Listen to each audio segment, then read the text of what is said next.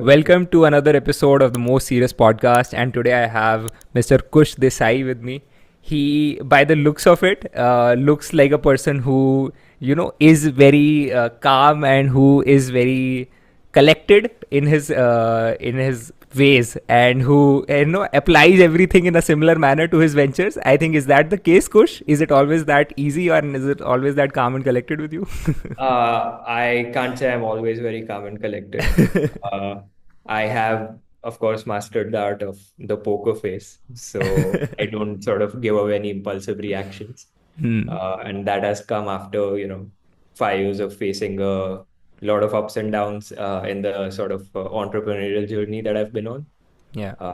But of course, it also goes back to my education, right? Because when you give an exam horribly and you have to keep a straight face while Yeah. being in front of your friends or parents, I think.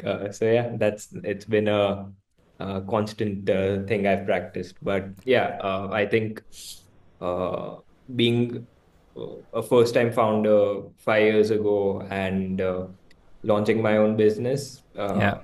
I sort of realized how chaotic it actually was Hmm. because you have to do a lot of things and you have to Yeah. do all of them by yourself, Hmm. especially in the early stages.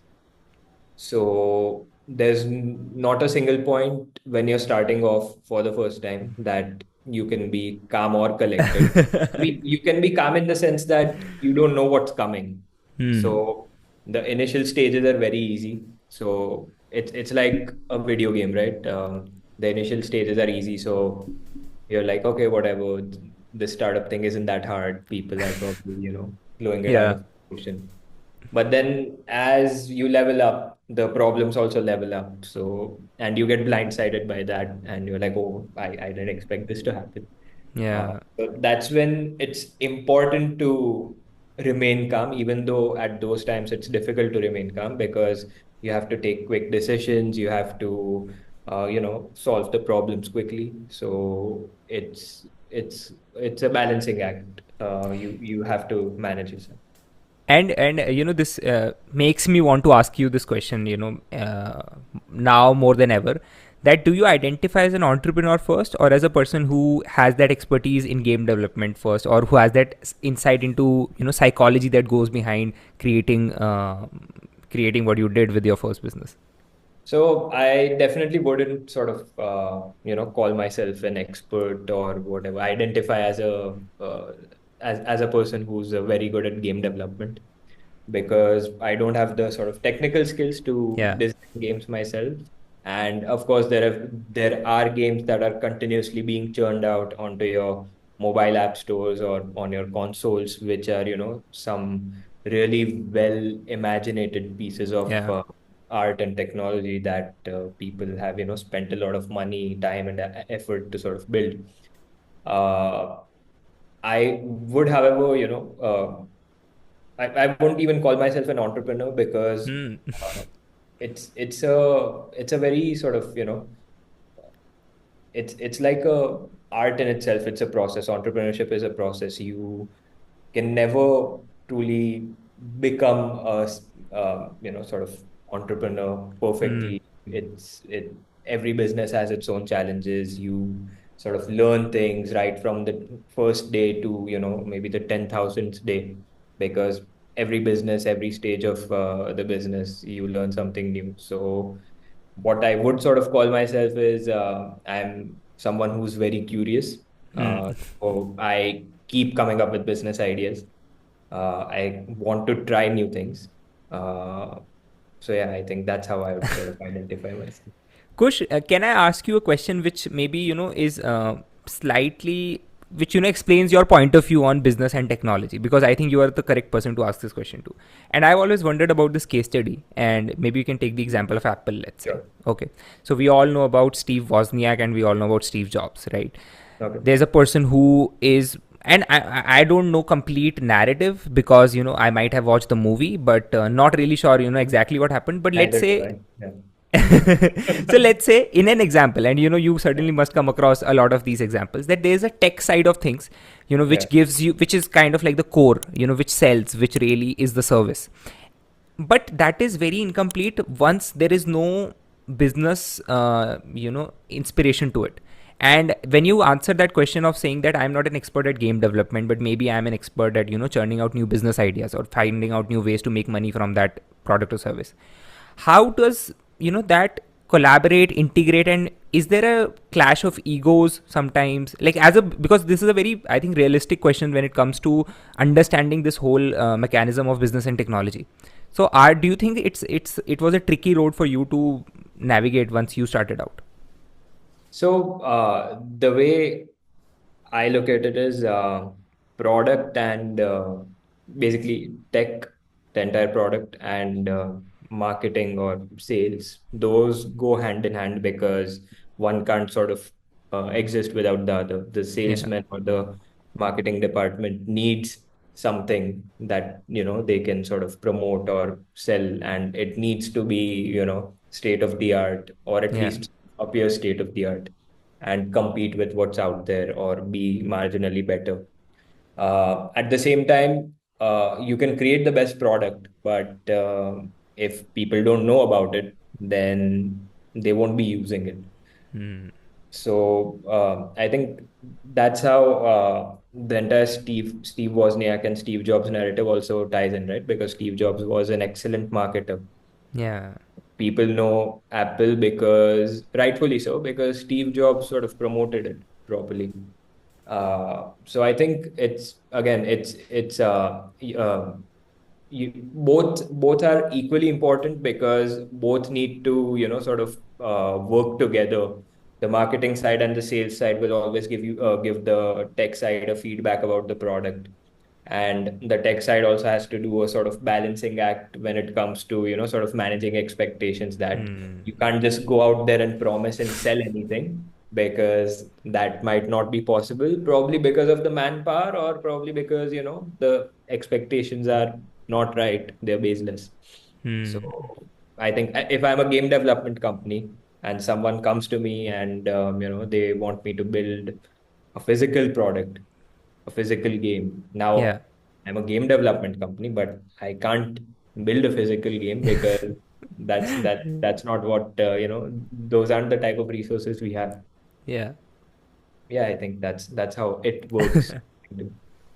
And in this process of fantasy gaming and exploring this whole space, let's kind of go back to couple of years, 3 years before and around the time when the COVID pandemic was really settled in, and people were kind of realizing that this might be the next digital space that we might all operate in.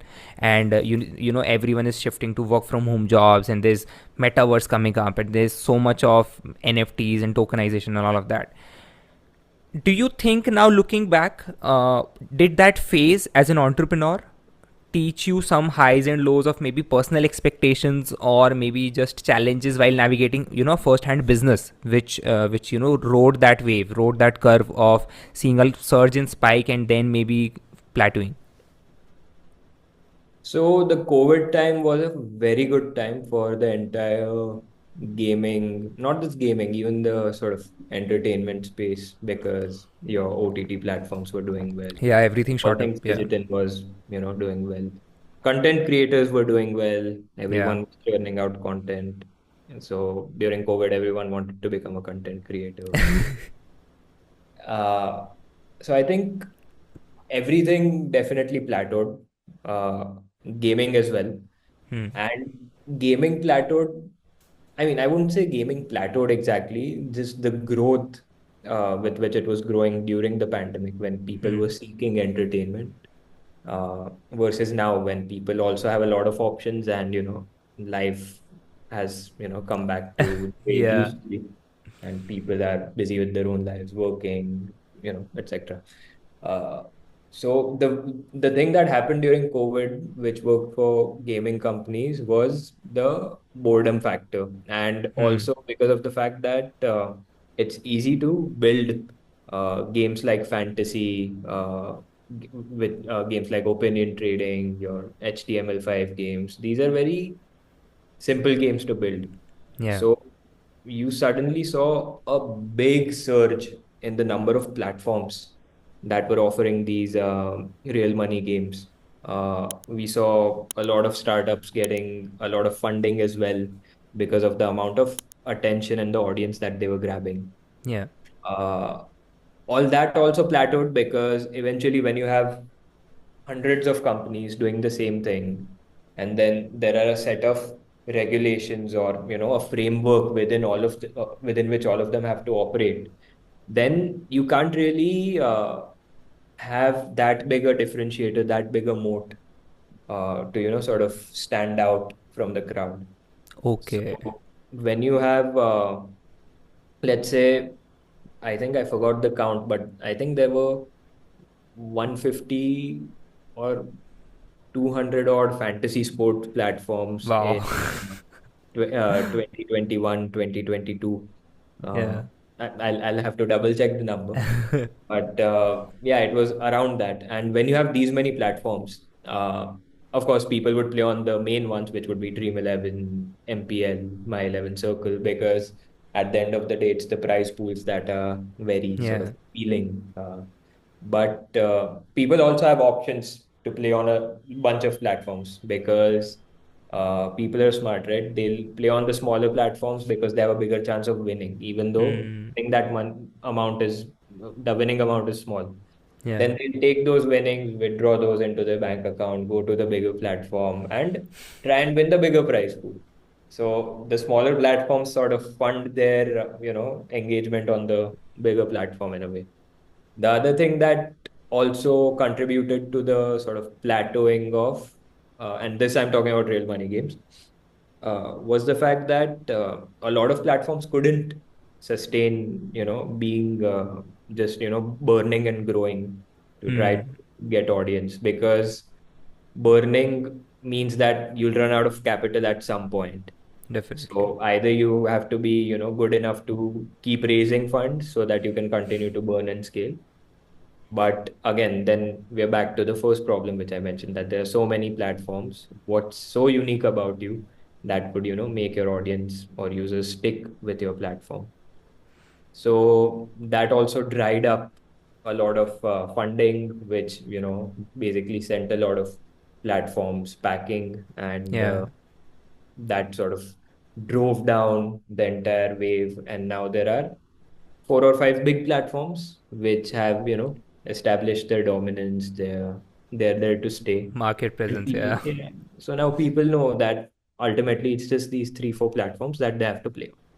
Hmm. So that worked with I think real money gaming. But in general, overall, gaming will continue growing in India because we're the second biggest or the biggest, I think, smartphone market in the world. Yeah. We have the cheapest data rates, Hmm. and Geo is a part of almost every household now. Everyone knows about Geo. And if people have easy access to smartphones and easy access to data, then they have easy access to entertainment. So Hmm. I I think, think, yeah, it's almost very. So I've been trying to read up on history now. It's a newfound interest now. I try to find out yes, interesting pieces of times in history and read about interesting history is people. something even I'm very interested in, but I need to, cultivate my habit of reading again. I've lost it I'm over the. sure, yeah. Balancing 100 things. I'm sure you don't get time to read No, up on it's history. इतना भी busy नहीं हूं मैं, but inefficiencies रहती है. Yeah. तो इसके बारे में ही let's talk about this now. कि Hmm. as a person, you are also doing a lot of this for the first time. Even though Yeah. you have to kind of portray that you are, you have it all under control so that your Hmm. team doesn't think everyone is spiraling out of control or your investors don't think that. Hmm. You are a person who went and raised money from investors on for your platform. You are a person who kind of started that out initially on your own, like you said, 5 years ago when you Yeah. began your entrepreneurial journey. You are now a top startups voice on LinkedIn. 5 years ago, how do you view all of this? Was there any ambition set that, now I see a lot of people. So, I had a couple of really young and super enthusiastic teenagers on the show, Dhruv and Sahil, who are the founders of Rice Bar. It's recently appeared on Shark Tank. It's a protein Okay. bar supplement, and two very enthusiastic teenagers, and they're like, okay, we didn't want funding in the beginning. We just went to our kitchen, cooked the initial chocolate, and we started sending out it to family friends, started selling it, and then we scaled. We didn't look for funding till the time we had a product or things like that. Yeah.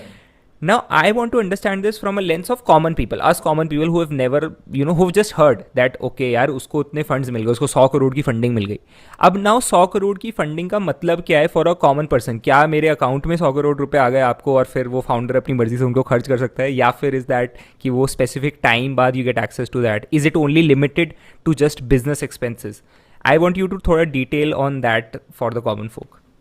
So I'll try to answer that in as much detail as I can because, of course, there are a myriad ways of Yeah. the way funds are deployed, the way funds are raised. So each deal is different, but the way it usually works is if it's not that big an amount, let's say it's not a 100 crore ka funding, then the chances are that you can get all that amount, as soon as you guys sign the agreement, the term sheets, etc., with Okay. the investors, and then you'll get it in like within a month, 2 months, 3 months, whichever payment tranches have been agreed.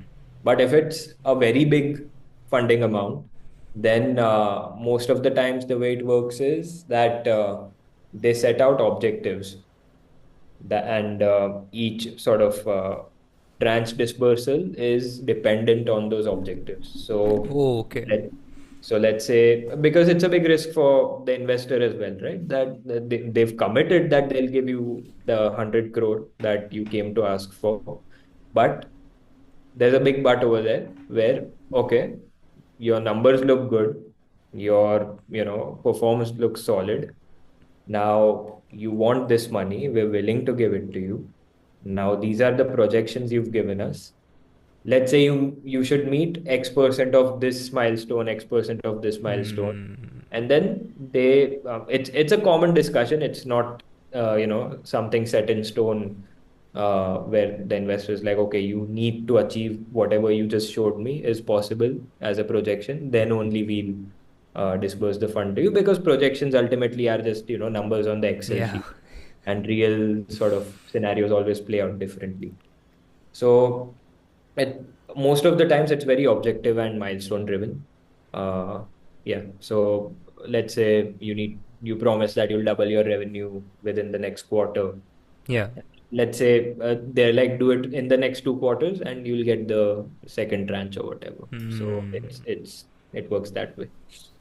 Makes sense. And do you think that when you started out and you were building out this fantasy gaming platform, did you have a hard time convincing parents or even making them understand what are you doing? Like, I am sure trying to get them the hang of it, like what are you building, might have taken some time. Parents. Yeah. So it wasn't difficult to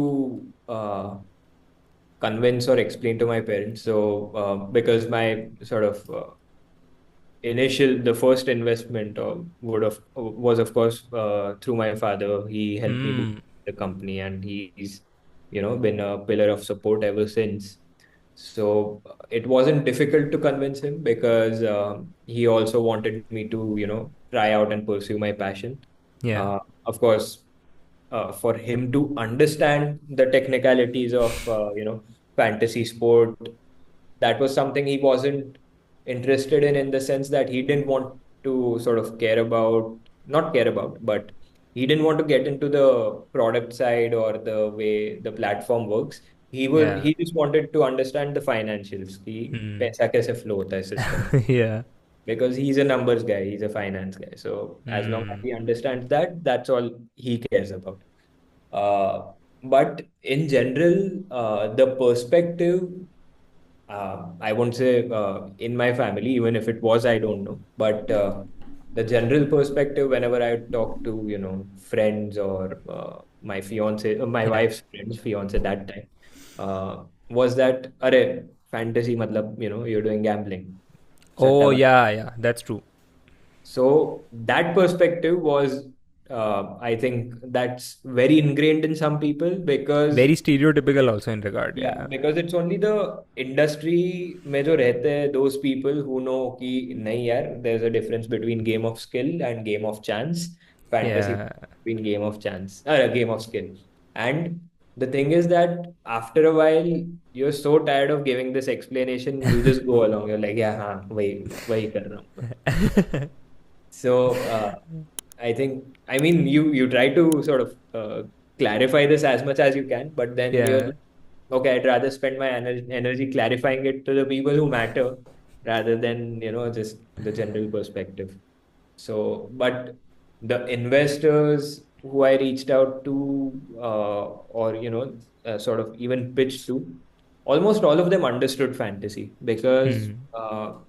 the interest that this space generated, real money gaming, was so much that everyone sort of educated themselves about it because Hmm. everyone was looking at it as, an opportunity of sorts from some way or the other. I think So this also proves the hypothesis that if the incentive is so greater, if the reward is so lucrative, then you can also kind of save on the cost of people educating about your product, like what happened in fantasy gaming, 100%. right? So if you tell someone that they have a shot at earning 1 crore rupees, then they might give their heart and soul and spend the next 10 hours learning about this thing, and might as well just try my hand at it. 100%. So the interesting thing about fantasy in India is that it's the most engagement comes from your T2, T3, T4 cities. Wow, is that true? Yeah, with people with the lowest incomes engage on these platforms the most Wow, that's crazy. because again, it's difficult for them to get high paying jobs, right? Yeah. So fantasy and these sort of platforms are a means for them to, sort of earn more.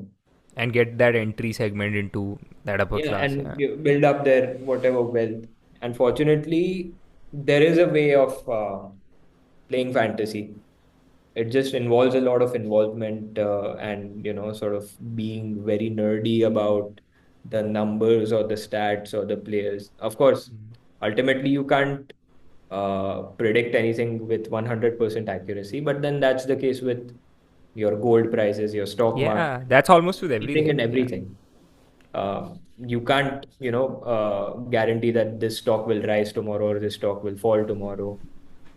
You all you have is, data, some parameters or ratios that you look at, and ultimately you make a judgment based on that, along with some of your gut feeling. But ultimately, it's, you're putting your faith or your belief in people because it's people who run that company, and if someone has a bad day, there's a mistake, and something happens, then prices go down. Same the case with fantasy. You can back a Lionel Messi, a Cristiano Ronaldo, a Virat Kohli, uh, but if they're having an off day, they'll have an off day. They won't do well. They won't give you points. They won't give Yeah. you points. Your team won't do well. Your team won't do well. You won't get a good rank. You don't get a good rank. You don't make money. So it works that. Awesome. I think before we move on to the current thing that you have really explored in the last year, and start gotten into more hands on into game development. Sure. Let's ask one final question about fantasy gaming, because I certainly feel that there's a lot of psychological insights at play once you get into this game of and I also like the way you differentiate between game of chance and game of skill. This is the first time I've seen a very clear objective distinction between the two, and maybe now I can find and put segregate things into game of chances and game of skill. But let's talk about this understanding of human nature, which I'm sure spending 5 years into this industry gives so much more than some other experiences. Yeah. What have you learnt about this human nature, about its greed, about jealousy, envy, or just raw emotional side of people that you get to experience or you have seen them through fantasy gaming?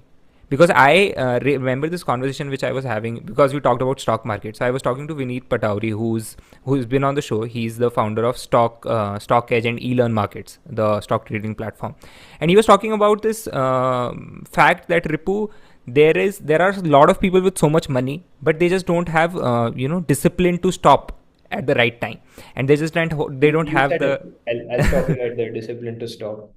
yeah. That's one thing. That's what I've learned. That's But why. why does that happen according to you? Why don't they stop? No, so I'll get to that, but that's why if you look at all the real money gaming platforms in India, the big ones, even the small ones now, almost all of them, 99% of them, have something called play responsibly Yeah, I've seen first that. menu. Yeah. They also have this option that if you've lost an X amount of money, you can set that amount when you start playing. Then it will not allow you to refund your in-app wallet. It'll ask you to cool off for some time and then come back after some time. Oh, okay. So this discipline of knowing when to stop, I think it's a very general human. It's a very general piece of the human psyche, right? That Yeah. greed. It's very difficult to part ways with it, and take the emotion out of that desire to make more money. Because ultimately you're never content. It's never enough. That's why Elon Musk, Mukesh Ambani, Gautam Adani, Bill Gates, everyone, they still show up every day to their office because it's not exactly greed, but it's this, it's never Yeah. enough. What's I think it's next? a driving force for that human Yeah. endeavor also. Yeah. It's always But that exploration. Hmm. yeah, and it's also curiosity. It's everything. But Yeah. this just sense of contentment. It's not something that a majority of us have in this day and age when there's so much stimulus. You go Yeah. to social media, someone's doing something, someone's doing something. Even my desire of starting a podcast. Yeah. I can be just as content not starting it, but I'm very curious. I want to start things. I love talking to people, meeting people, and podcasts, like you said, are a great way to meet people. Yeah. But enough digression. Coming back to fantasy, what I've sort of observed is sports is such a personal thing, a sense of pride. For example, when you're having arguments with your friends. So I'm a diehard Manchester United fan, and Oh, a Chelsea fan here. uh, we can't shit on each other. Both of us are having a hard time. But the way it works is uh, y- you feel personally for your team. Yeah, It's that's a true. very ego wala thing. Yeah. How can you say something about my team? And that's the same when it comes to fantasy sports. When you pick a team, when you create a team, it's your team. So it's because of your knowledge, and you have knowledge because you love that sport so much. So when you don't do well, you take it very personally. Yeah, Hmm. how did I not do well? How did I lose money? Uh, Hmm. and it's this, to a large extent, it's this, very personal sense of pride or ego. And it's also this, desire to make money quickly.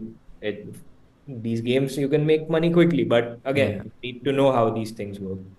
So it's all this combined is something that I've observed that, people never stop playing. Uh, which is Yeah. why it's gambling addiction is a term. It's an Hmm. addiction. Even though this isn't gambling, it's still a form of addiction because it's a relatively easy way for you to make money. All you need to do is create an account, have some basic capital to sort of fund your wallet. Yeah. Then you create your team, you participate, you win. So yeah, since the barriers or the friction points are so low, you'll never see people completely stopping. Hmm. I think that's a very, and I must commend you on this. That's a comprehensive take on it, and that's the first time I've seen a founder go ahead and say, you know, that it could be addictive. It is addictive, and you are the person who's responsible for making sure that you are disciplined enough. Because Which at is the end of the also day, which is yeah, also why all ads you'll see जो भी fantasy platform or yeah, gaming platform provide करता है, they all mention on their we are required to mention it in on in all our social media posts as well that this involves an element of Risk. ये मतलब वो addiction का. Yeah. So Oh, okay. Hmm. play responsibly. So playing responsibility is responsibly is the first thing all of us promote. But there's again this diabolic of you are telling them to play responsibly. That's for sure, and that's the whole industry's standpoint on making sure it's a consumer again intensive approach. But how do you? Then again, the product managers are trying to make sure that you're spending the most time on the app again. So it's I think a dance of making sure that you make the product so well and you educate your audience so correct that they are able to use it optimized in the most optimized manner. But I think it's the same case with Instagram. So let's say Facebook creates an app for sharing photos and then we abuse it for watching reels for 12 hours a day. Then whose Yeah. fault it is? And I So think it's that's a again, similar yeah. case study.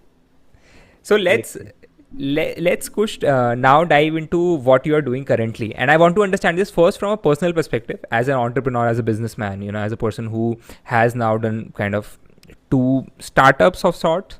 How do you plan this all out in terms of your now daily task list and your daily distribution of the work that you do now? How do you bring those insights from your first fantasy gaming venture, and now how do you transpose them into this? uh, that's a very broad question. What's your day look like? So it's pretty much the same. I think what I'd say is I've learned to manage people better over the past Okay. 5 years. Why do you say that? Can you elaborate? So when you start off, me starting off in 2019, uh, and I think a lot of people, when they think about it, would relate with this. We in India, all of us are when we're growing up, we're always, the way we interact with adults is very respectful. It's always up. Yeah. You can't raise your voice. You can't Yeah. question a certain things. So when you start your own venture and you're hiring people who are older than you, Yeah. Hmm. so that's when you are conflicted with this element of uh, am I being disrespectful?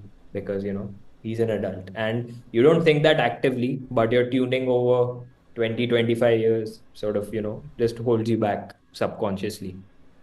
So sometimes when there's a piece of feedback that needs to be given, when something needs to be enforced, when something needs to be said assertively, you don't do those things because they are older to you. So you don't want to be rude. You don't want to be disrespectful.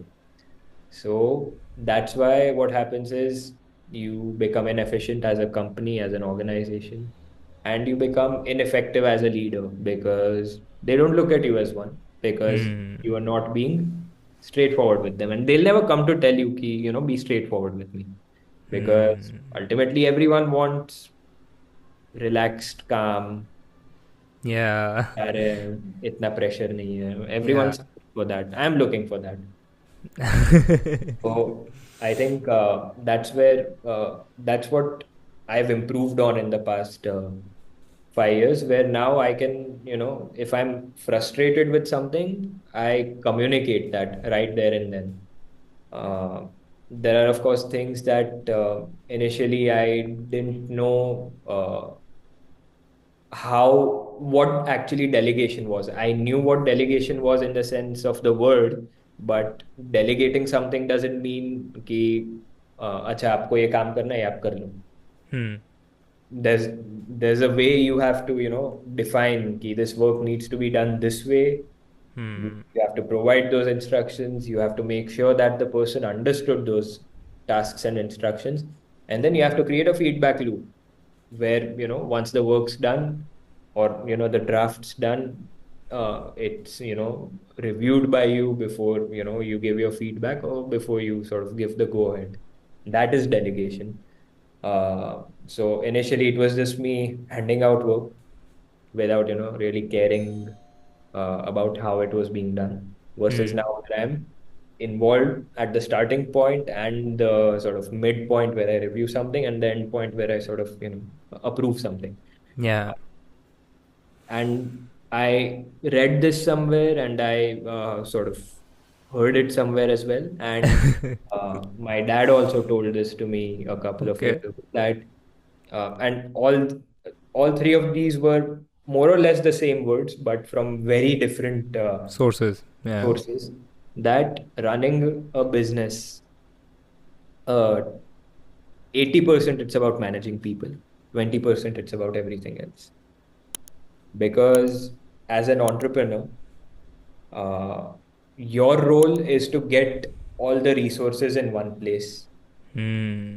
and give them instructions and let them do the work. They are the experts. You're just bringing them together. That's what entrepreneurship is.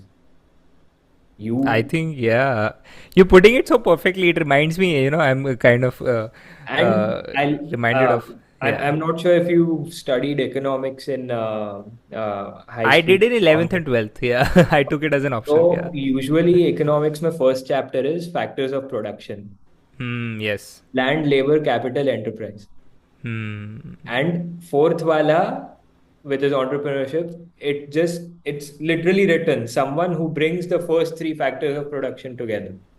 That's basically That's the it. definition. Yeah. We all learned it. We just weren't mindful or open enough to understand it. But I think over time that's what you realize, and that's what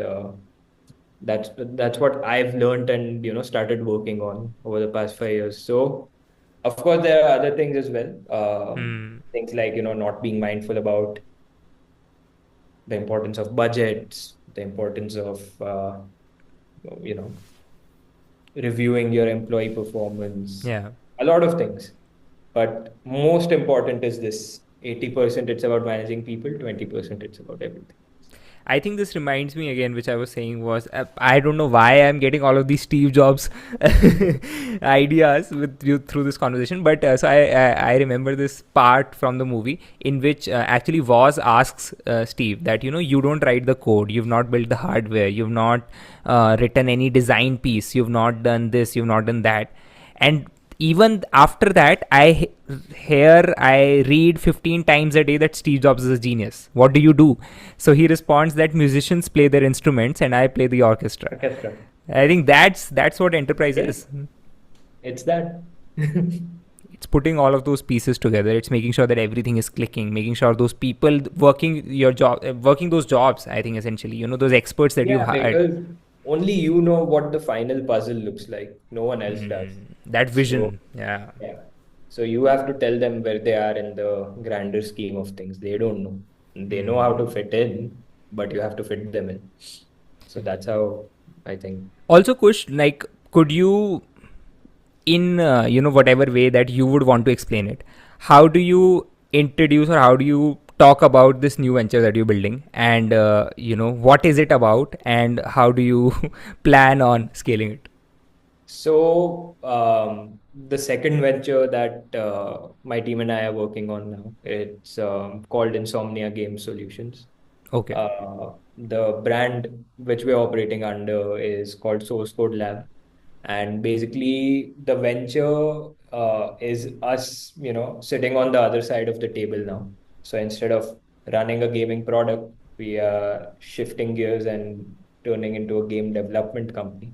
Hmm. And our focus would be, building and providing white label solutions for iGaming and casual games, Yeah. as well as providing gamification services to non-gaming tech companies, so e-commerce, fintech, edtech, yeah, all those companies. Hmm. Basically, design for gamification, what we'd be working on is using games as the base, but then building up their entire rewards and loyalty programs Okay. to help them improve their retention, engagement, and revenue from their existing users.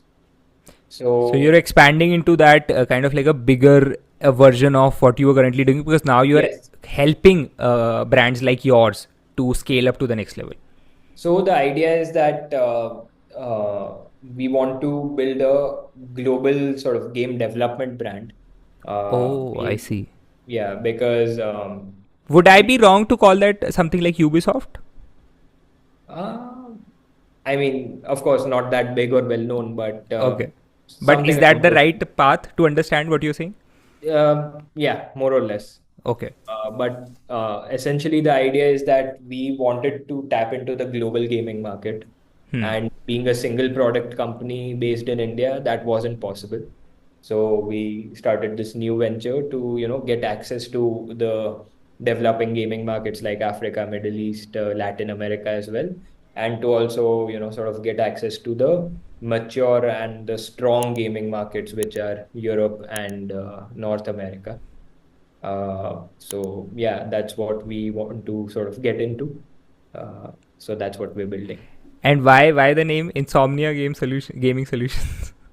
So the thought behind this, so I'll share the logo with you, but Yeah. basically, uh, the logo is this controller that has fallen asleep.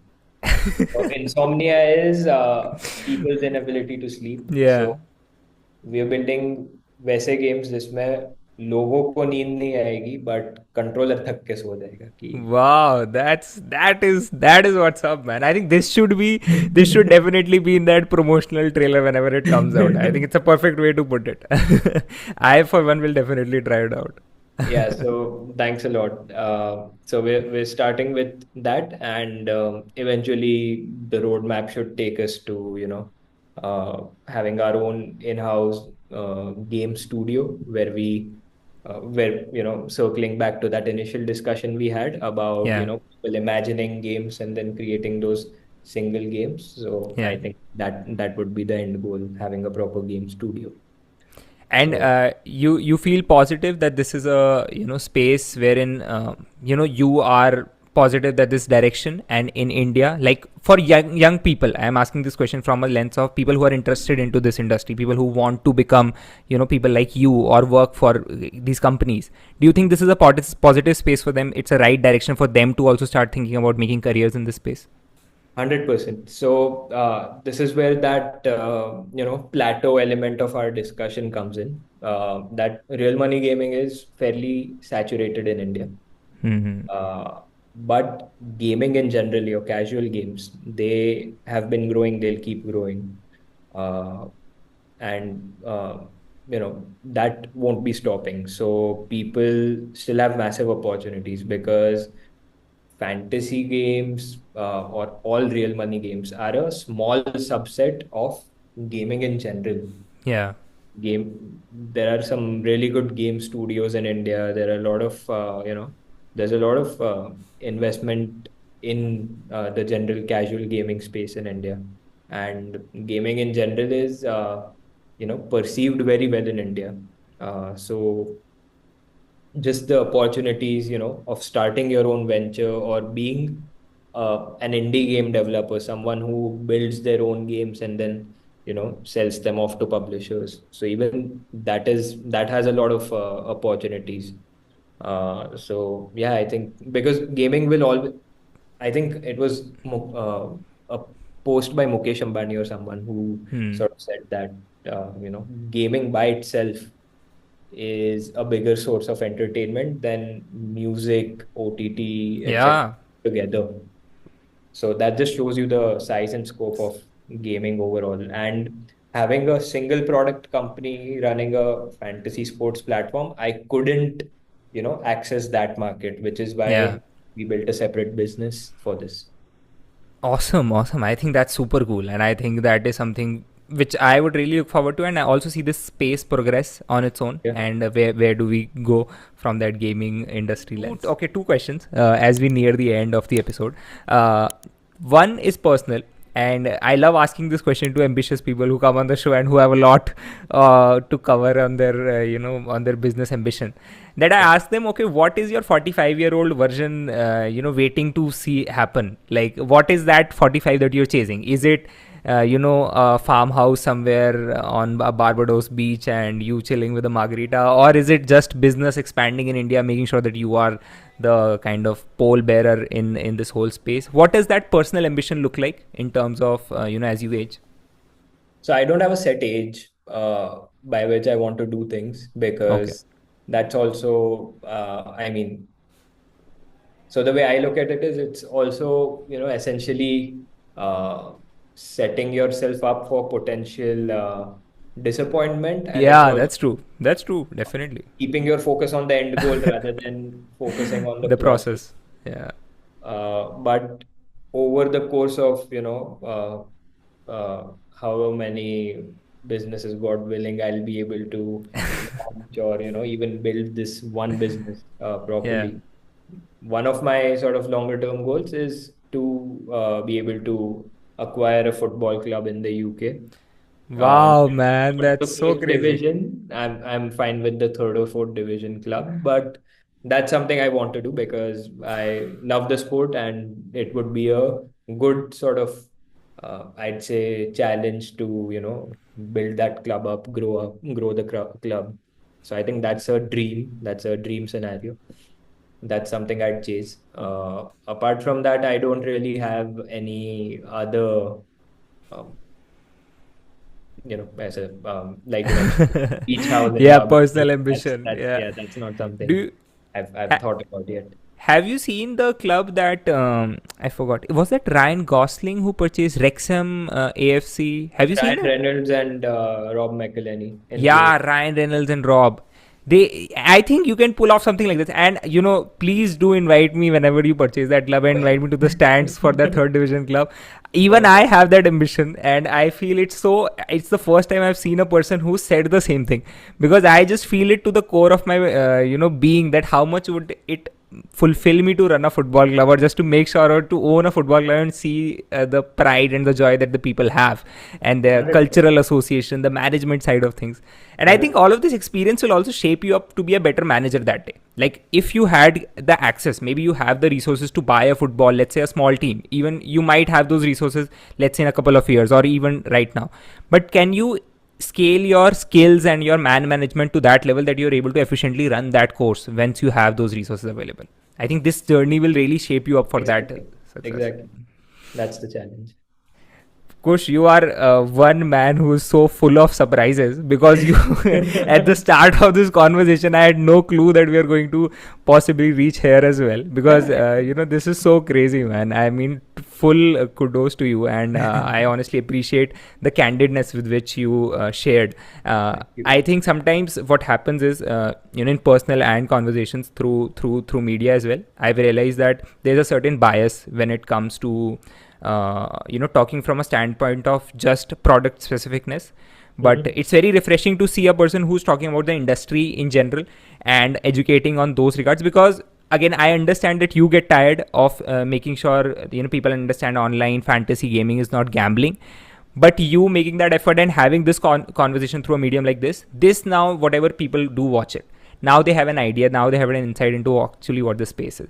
So an unbiased opinion is very refreshing. It's very good communication. Thank you so Thank much for taking the time out. And you. I, for one, am your biggest fan for that football club. Please do let me know whenever that happens. We are definitely going to celebrate that a lot. For sure. For sure. Thank you so much, Kush, for coming on the most Thank you. serious podcast. We loved having you. Really enjoyed. Thanks a lot.